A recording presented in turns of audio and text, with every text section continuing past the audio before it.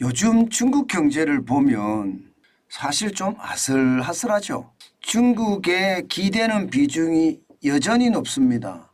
지금 현재까지 말입니다. 25%까지 올라갔던 것이 한 19% 순으로 줄어들기는 했습니다. 그렇지만 전체 수출 물량의 19.4%를 중국으로 수출하니까 중국 경제가 좋아야지 우리 경제가 좋아지는데 참 걱정입니다. 중국 경제는요, 좋아질 기미가 그렇게 많이 안 보입니다. 당장 말입니다. 이 지표만 보더라도요, 중국 공업이익 추이입니다. 연간 매출액 2천만 위안 이상인 공업기업을 기준으로 하거든요. 1월에서 9월까지 마이너스 9%나 떨어졌습니다. 상황이 좋지 않은 거죠. 공업이익이 줄어든다는 이야기죠. 지금 중국은 현금을 살포한다고 이야기할 정도로 돈을 굉장히 많이 뿌리고 있잖아요. 기본적으로는요, 금리를 인하해서 돈을 뿌리고요. 중기 유동성 지원 창구를 통해서 돈을 뿌리고요.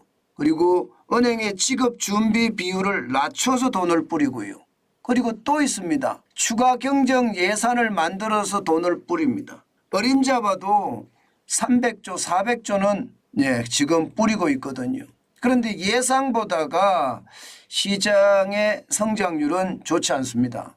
이런 것을 보면요, 중국 경제가 진짜로 어려워지고 있다는 것이 현실이다. 저는 이렇게 느낍니다. 그런데 문제는 앞으로 이게 좋아질 거냐? 이거 쉽지 않습니다. 경제는 일반적으로 심리라고 하잖아요. 이 심리를 바꾸는 게 굉장히 간단한 것 같지만 실질적으로는 굉장히 어렵습니다. 이미 말입니다. 중국의 소비자들은요, 시진핑의 경제 정책에 실망한 것 아닌가, 그런 분석까지 나오고 있거든요.